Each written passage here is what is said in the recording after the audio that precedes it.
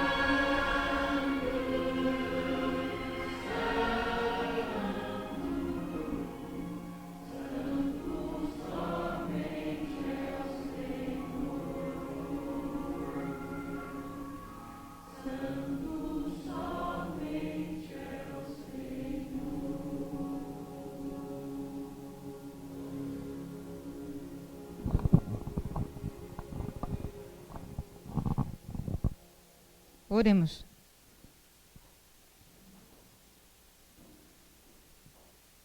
Querido Deus e Pai que estás nos céus, santo somente é o teu nome, ó Pai. Que possamos nessa manhã, agora, ao nos prepararmos para receber a tua palavra, que teu Santo Espírito, Senhor, toque em nossos corações, na nossa mente, para compreendermos, Senhor, a tua palavra. Ajude-nos somente. Somos pecadores e precisamos constantemente, Senhor, da tua orientação. Precisamos constantemente estar ligados à videira que é Cristo. Ajude-nos, ó Pai, é o que te pedimos no doce nome de Jesus. Amém.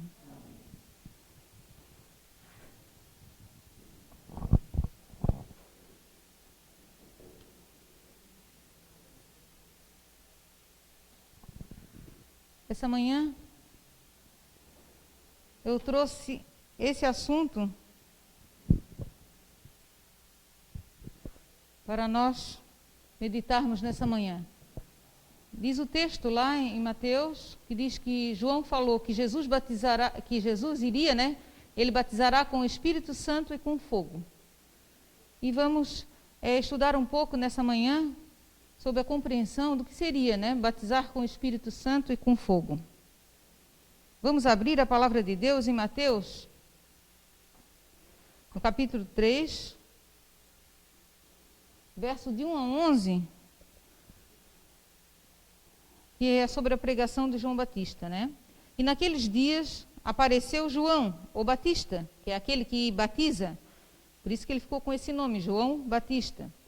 Então, apareceu João, o Batista, pregando no deserto da Judeia, e dizendo: arrependei-vos, pois está próximo o reino dos céus. Porque este é o anunciado pelo profeta Isaías, que disse: vós que clama no deserto, preparai o caminho do Senhor, endireitai as suas veredas.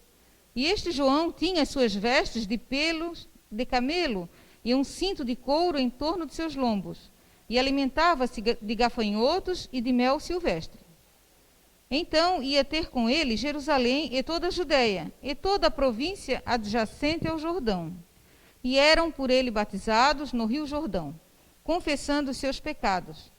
E vendo ele muitos dos fariseus e dos saduceus que vinham ao seu batismo, dizia-lhe: raça de víboras, quem vos ensinou a fugir da ira futura? Produzi, pois, frutos dignos de arrependimento. E não presumais de vós mesmos, dizendo: temos por pai a Abraão, porque eu vos digo que, mesmo destas pedras, Deus pode suscitar filhos a Abraão. E também agora está posto o machado à raiz das árvores. Toda árvore, pois, que não produz bom fruto, é cortada e lançada ao fogo. E eu, em verdade, vos batizo com água, para o arrependimento. Mas aquele que vem após mim é mais poderoso do que eu, cujas sandálias não sou digno de levar. Ele vos batizará com o Espírito Santo e com fogo. Então João, ele tinha noção de que ele havia sido enviado para preparar o caminho para Cristo. Então, ele levava as pessoas ao arrependimento, né? Para que elas se arrependessem e confessassem seus pecados. E eram por eles batizados. E ele disse que num outro texto ele fala que ele não era o Cristo, mas que o Cristo viria e que batizaria, né, com o Espírito Santo e com fogo. A mensagem de João é a mesma para o tempo do fim. O que os irmãos acham? É a mesma? A mensagem de João Batista é relevante para o nosso tempo? Sim, porque ainda continua sendo arrependimento e confissão dos pecados. A primeira mensagem angélica diz o quê? Temei a Deus e dá-lhe glória, porque vinda é a hora do seu juízo. Então, ela abrange até as 3 mensagens. Temei a Deus. O que é temer a Deus?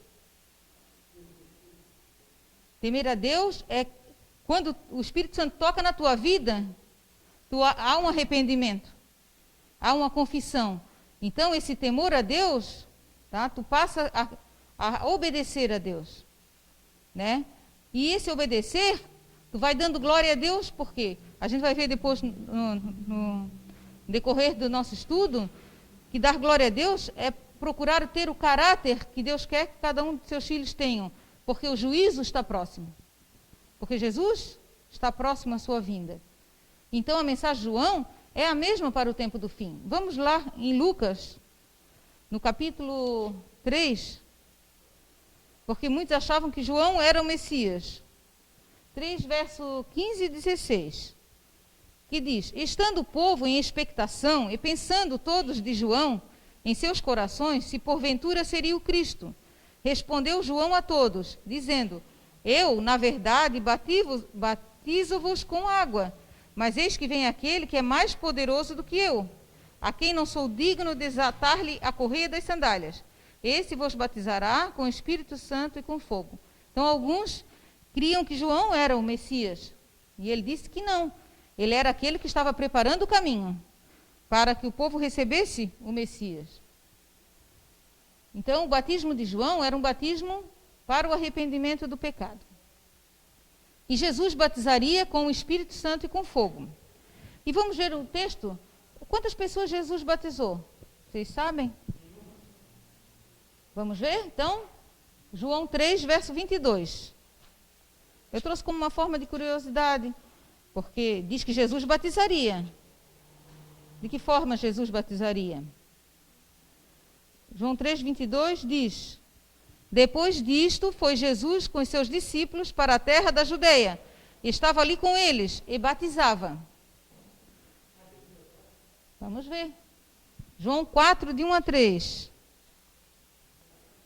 E quando o Senhor entendeu que os fariseus tinham ouvido que Jesus fazia e batizava mais discípulos do que João, ainda que Jesus mesmo não batizava, mas seus discípulos, deixou a Judeia e foi outra vez para a Galileia. E era-lhe necessário passar por Samaria. Então Jesus batizava por meio de seus discípulos. Ele os incumbiu desse ofício. Quando Jesus estava para ir aos céus, o que ele deixou para cada um de nós? Ide por todo mundo, fazei discípulos de todas as nações. O quê? Batizando-os em nome do Pai, do Filho e do Espírito Santo, ensinando-os a guardar todas as coisas, até que ele viesse. Então, ele incumbiu a cada um de nós, tá? A essa função, ensinar e batizar. Então, seus discípulos tinham o quê? Uma procuração, como se fosse uma procuração de Jesus. Ele deixou essa procuração com eles, para que eles batizassem. E ele deixou essa procuração para cada um dos seus seguidores, que também fizessem isso. João 1, verso 29.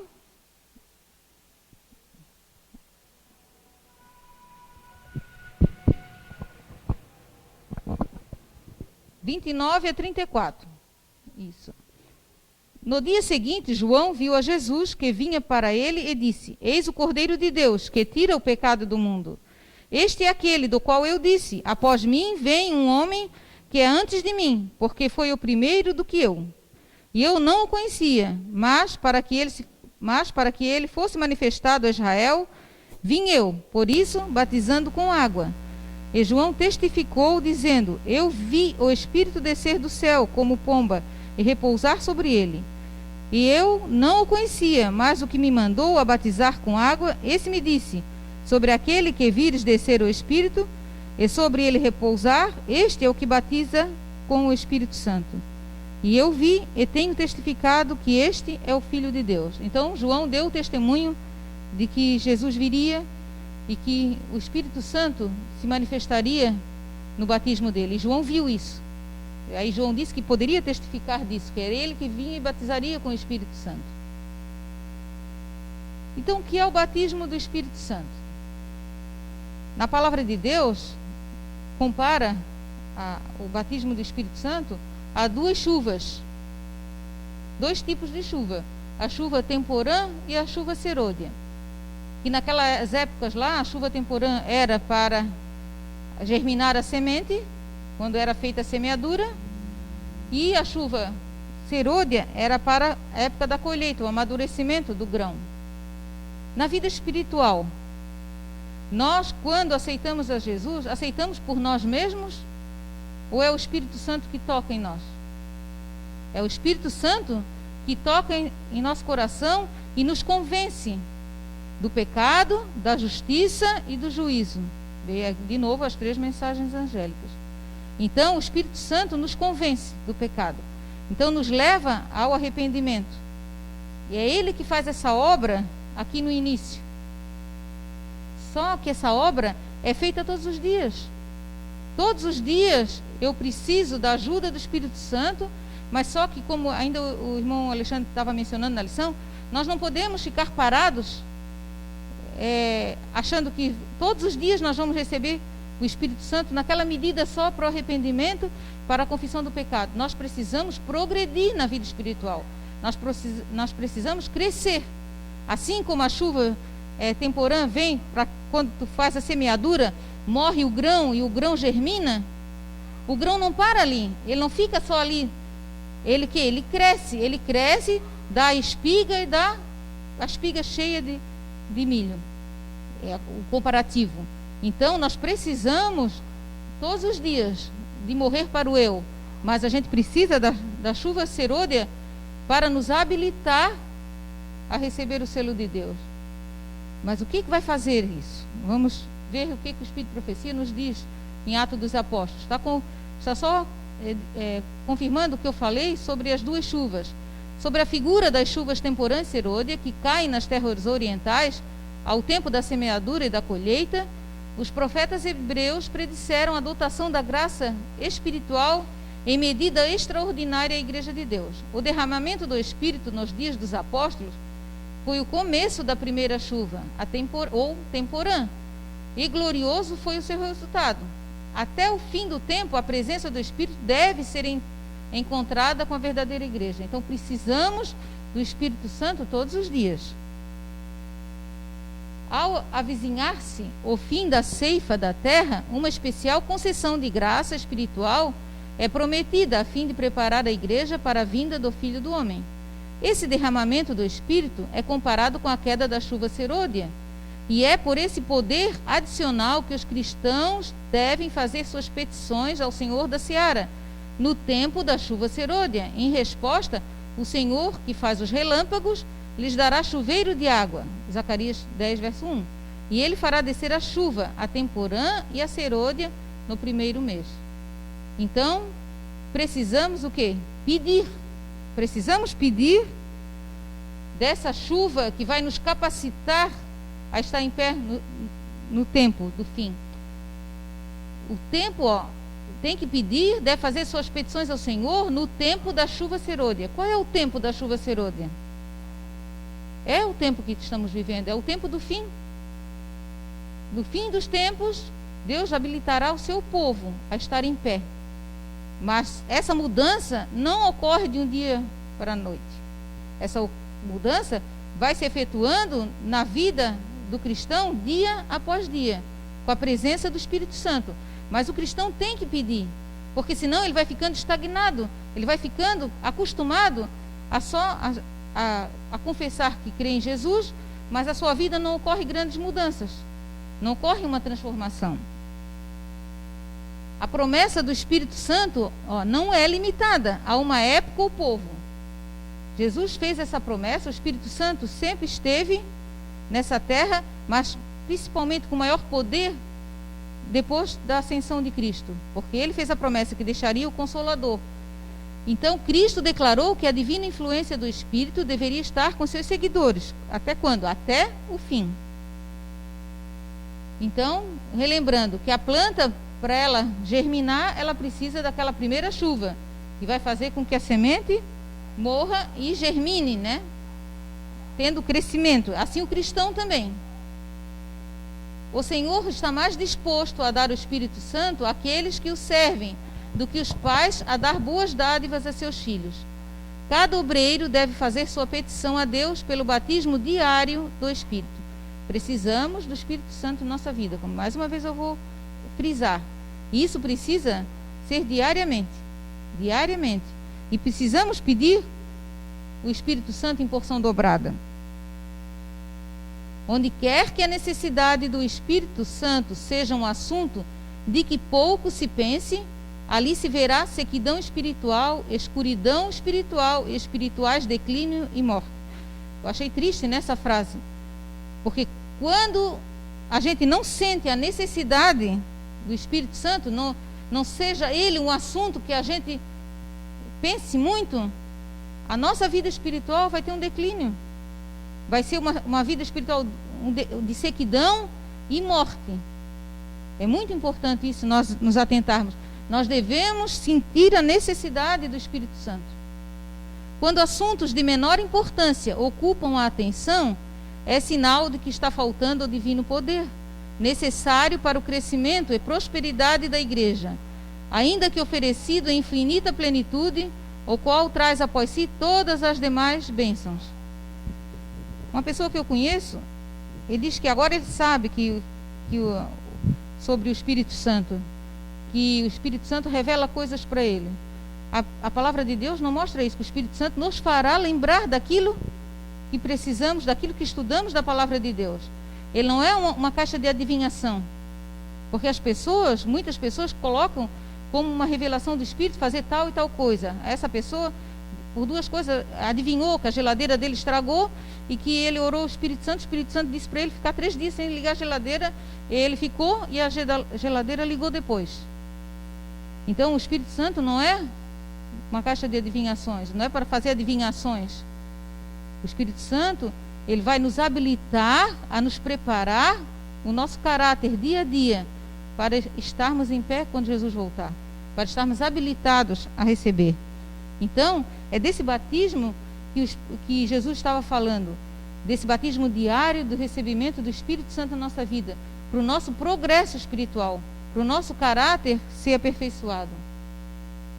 A chuva serôdia. Sem a chuva serôdia, para encher a espiga e amadurecer o grão, a colheita não estará pronta para a ceifa, e o trabalho do semeador terá sido em vão. Necessita-se da graça divina em cada passo de avanço. Só a graça divina pode completar a obra. Então, não é de nós, mais uma vez frisando, não, a capacidade não está em nós, mas nós devemos sentir a necessidade. E sentir a necessidade e pedir. Eis que o lavrador aguarda com paciência o precioso fruto da terra, até receber as primeiras e as últimas chuvas. Está em Tiago 5, verso 7. Aí eu procurei arrumar uma espiga para mostrar, né? Uma espiga bonita que deu bons frutos, porque aquela chuva final do amadurecimento foi completa. Isso tem que ser na nossa vida. Apenas os que estão a receber constantemente novos suprimentos de graça terão o poder proporcional à sua necessidade diária e sua capacidade de usar esse poder. Em vez de aguardar um tempo futuro em que, mediante uma concessão especial de poder espiritual, recebam uma habilitação miraculosa para conquistar almas, rendem-se diariamente a Deus para que os tornem vasos próprios para o seu uso. Aproveitam cada dia as oportunidades do serviço que encontram ao seu alcance. Então, muitos estão esperando ser dotados de um poder especial que virá, que é a chuva serôdia, para ir capacitá-los a trabalhar. Não é isso que Jesus nos ensina. Nós devemos, a cada dia, tá, buscarmos essa força, dia a dia, buscarmos esse poder espiritual, para que no momento certo o Espírito Santo vai agir na nossa vida e vai nos transformando. Nós, se esperarmos por essa habilitação aqui, miraculosa, não vai acontecer. Não vamos estar preparados. A menos, porém, que os membros da Igreja de Deus hoje estejam em viva associação com a fonte de todo crescimento espiritual, não estarão prontos para o tempo da ceifa. A menos que mantenham suas lâmpadas bem acesas, deixarão de receber a graça adicional em tempos de maior necessidade. Então está aqui a confirmação. Se não buscarmos agora, todos os dias, e se a gente esperar que isso venha de uma forma, de um milagre, de repente na nossa vida, nós vamos ficar para trás, vamos nos encontrar dormindo. Alegrai-vos, pois, filhos de Sião, regozijai-vos no Senhor vosso Deus, porque Ele vos dará em justa medida a chuva temporã, e faz descer abundante chuva, a temporã e a serôdia como dantes. Joel 2, verso 23. E aí, nós viemos agora ao assunto do batismo com fogo. Os irmãos compreenderam o que é o batismo do Espírito Santo? E é esse morrer do eu, quando nós aceitamos a Cristo, e vivemos dia a dia buscando a santificação, buscando a perfeição que Deus pede de cada um de nós. E o Espírito Santo dia a dia vai nos habilitando a nos tornarmos semelhantes a Cristo. Mas Cristo também viria, e o seu batismo seria um batismo com fogo. O que será o fogo para os irmãos? Aflição? O que mais? Alguém pode... Seria o fogo. Lapidação. Lá em Daniel 12, o verso, não sei se é o 4, que diz que muitos serão purificados e embranquecidos, né? E provados. Será que é isso? Eu procurei trazer alguns textos, eu procurei na palavra de Deus, qual é a conotação que tem de fogo. O que o fogo faz? O que é o fogo na palavra de Deus? É purificação, como a irmã falou? É aflição, como a irmã Jussara falou? Nós vamos... Isso, então ele tem um sentido de purificação. Vamos ver. Lá a primeira parte que aparece fogo, né, é quando Adão e Eva pecaram e foram expulsos do Éden. diz que, havendo lançado fora o homem, pôs querubins ao oriente do jardim do Éden, e uma espada inflamada que andava ao redor, para guardar o caminho da árvore da vida. Então Deus colocou anjos e ficava uma espada inflamada, quer dizer, com fogo. O que seria aquilo? A gente pode até ainda não ter certeza do que quer dizer esse fogo, mas ali, após o pecado, o homem não poderia mais estar em contato com Deus, frente a frente. Então, e não poderia voltar para o jardim, porque se ele fizesse uso da árvore da vida, ele viveria em pecado eternamente. Então ali, a gente pode dizer que Deus se fazia presente, porque o homem não poderia mais olhar para Deus. Ele foi expulso. Agora, a ligação que ele tinha com Deus era agora através de quê? De visões, de sonhos, através dos profetas, no futuro através de Cristo, agora nos nossos dias através da palavra de Deus, né, que Jesus deixou, através do Espírito Santo. E eu achei esse texto, eu achei interessante. Talvez não diga ainda que o fogo, o que é o fogo representando ali. Mas falando dessa espada inflamada, diz que o texto bíblico está escrito, é o evangelho que devemos pregar. Nenhuma espada inflamada é colocada diante dessa árvore da vida. E aqui está fazendo um simbolismo, tá, da árvore da vida. O que é a árvore da vida? Aqui. Não tem nenhuma espada que impeça nós de buscarmos o alimento espiritual através da palavra de Deus. A serva do Senhor está dizendo que todos os que quiserem podem participar dela. Não há poder que possa proibir qualquer pessoa de tomar do fruto dessa árvore da vida. Todos podem comer e viver para sempre. Que é a palavra de Deus. Jesus disse, né? Que a gente deveria de comer a sua carne e beber o seu sangue. Então todos os dias é a comunhão da palavra. É que quando eu estava pesquisando, eu achei esse texto interessante. Eu quis trazer para os irmãos como uma forma de... Eu nunca tinha pensado dessa maneira, né? Que nada pode nos impedir de irmos à palavra de Deus, de pregarmos o evangelho. Para que lá, no fim, nós possamos ver a Cristo pessoalmente. Outro texto que eu encontrei sobre fogo está em Êxodo 3, versos 2 a 4. Lembram que Moisés viu uma sarça se queimando, mas ela não se desfazia. Havia fogo nela e Moisés chegou perto. Está lá em Êxodo 3, versos 2 a 4, que diz assim: E apareceu-lhe o anjo do Senhor em uma chama de fogo do meio de uma sarça. E olhou, e eis que a sarça ardia no fogo, e a sarça não se consumia. E Moisés disse: Agora me virarei para lá e verei esta grande visão, porque a sarça não se queima. E vendo o Senhor que se virava para ver, bradou Deus a ele do meio da sarça. Então onde estava Deus? No meio do fogo. E disse: Moisés, Moisés. E ele respondeu: Eis-me aqui. E disse: Não te chegues para cá, tira os sapatos dos teus pés, porque o lugar em que estás é terra santa. Onde Deus está presente, o lugar se torna santo. Então Deus estava presente no fogo. Era o anjo do Senhor, e a gente tem outros textos para confirmar isso. Deus, na figura do Filho, na figura de Cristo, estava presente na sarça. Outra vez em que Deus apareceu ao povo, e ao aparecer da glória do Senhor, era como um fogo consumidor no cume do monte, aos olhos dos filhos de Israel. Então o monte fumegava e o monte tremia.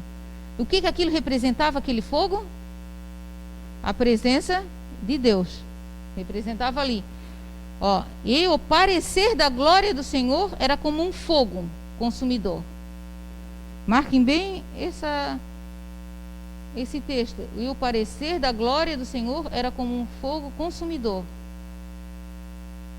Para aqueles que obedecessem, aquele fogo não os consumiria, mas os purificaria.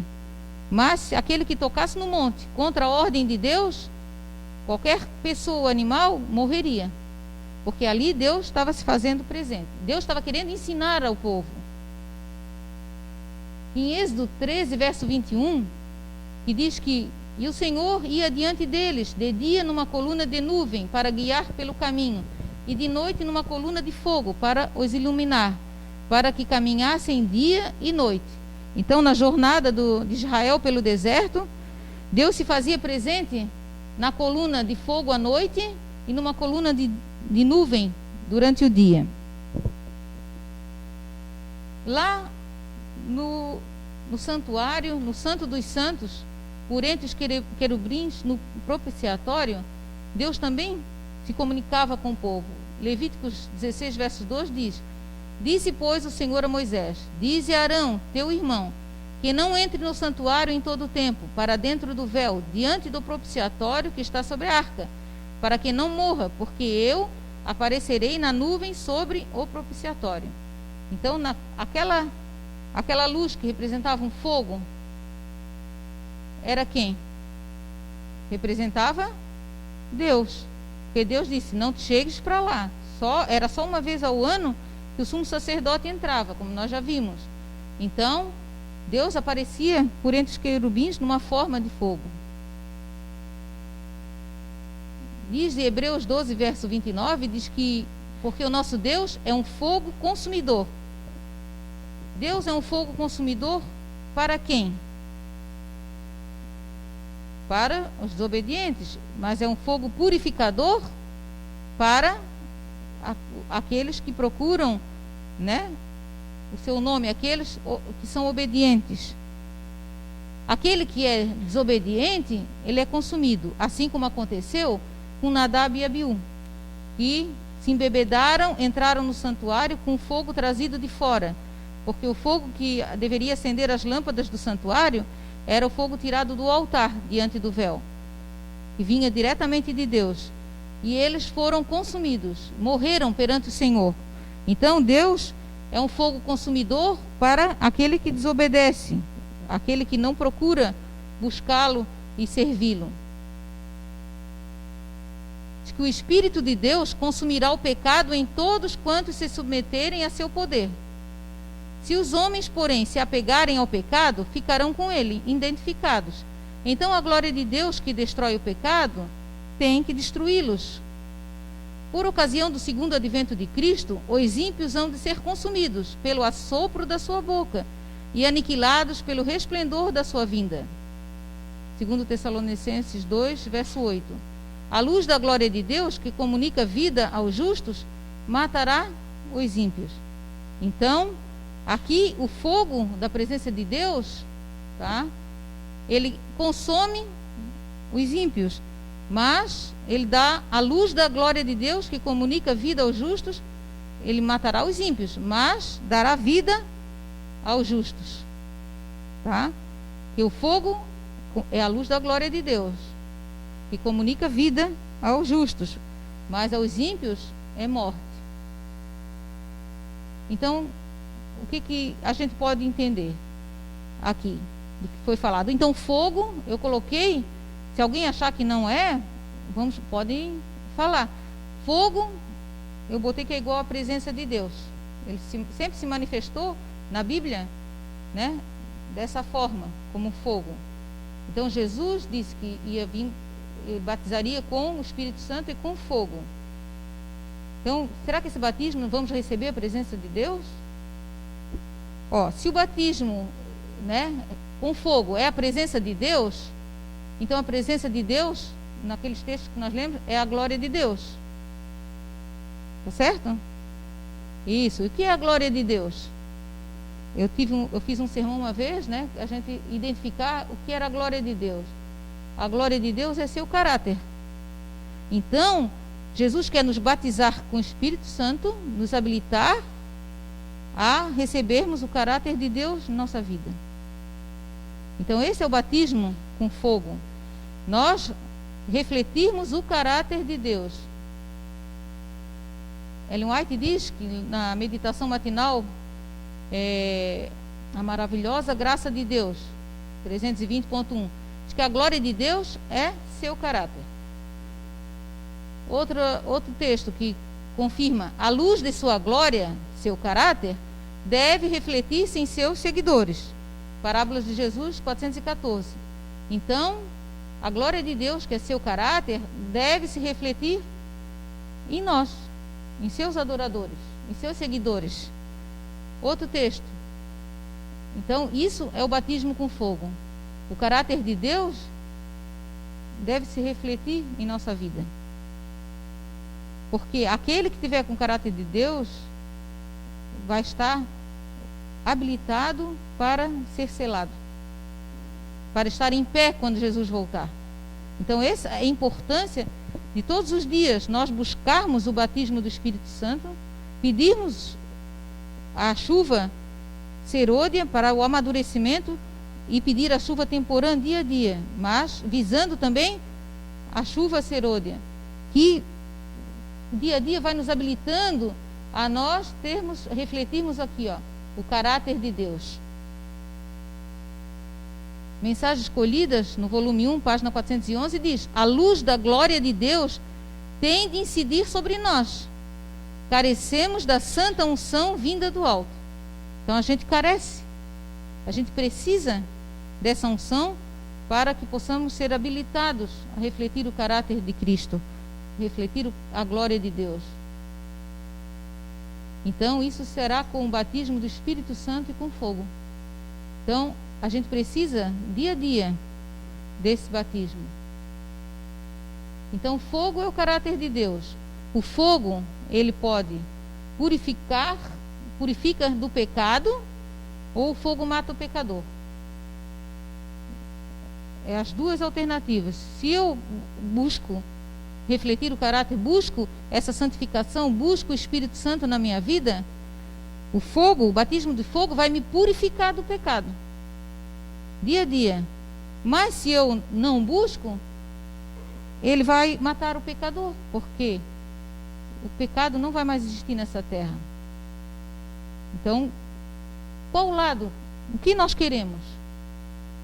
Nós queremos ser purificados, e muitas vezes, como disse a irmã Jussara, essa purificação vem através de aflições na nossa vida. Vem através, como Paulo, ele teve que escolher a quem seguir. Se ele queria ficar com Cristo, ele sofreu a perseguição, sofreu açoites, sofreu a morte. Então, muitas vezes a pessoa diz: eu quero servir a Cristo, mas acha que a vida de serviço é uma vida maravilhosa, sem problemas.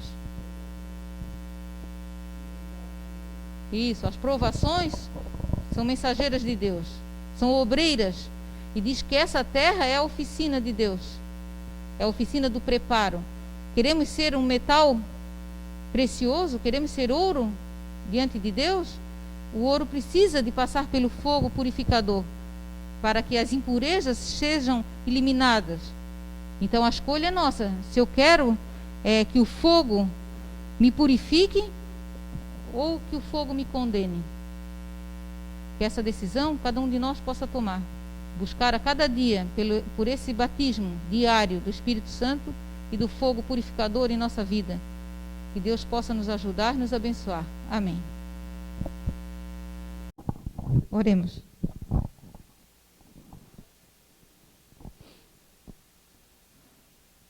Querido Deus e Pai que estás nos céus, santificado, ó Pai, seja o teu nome. Que nossa vida possa santificar o teu nome dia a dia, ó Pai. Que possamos estar com o nosso vaso aberto, vazio, esperando, Senhor, receber o Espírito Santo em nossa vida. Transformando, Senhor, o nosso caráter a um caráter semelhante ao de Cristo. Sozinhos não podemos, precisamos da tua ajuda, Senhor. Batiza-nos, ó Pai, com teu Espírito e com fogo. Que possamos, Senhor, ser purificados, mesmo que isso, a princípio, não seja agradável, mas que possamos perseverar, Senhor, na fé e na confiança, Senhor, que tu estarás conosco todo e em qualquer momento. Te agradecemos muito, Senhor, pela tua palavra. Ajude-nos, ó Pai, nessa semana que se inicia ao pôr do sol. Que possamos manter a comunhão contigo, te buscando cada dia, Senhor. A cada dia, buscando crescer espiritualmente e se preparando para a volta de Jesus. Que Jesus possa vir logo, ó Pai. Tudo indica que Ele está às portas. Que possamos estar preparados, ó Pai. Essas bênçãos nós te pedimos também a companhia dos teus anjos ao voltarmos para os nossos lares. Que tenhamos uma tarde de sábado abençoada por ti. Essas bênçãos te pedimos no doce nome de Jesus. Amém.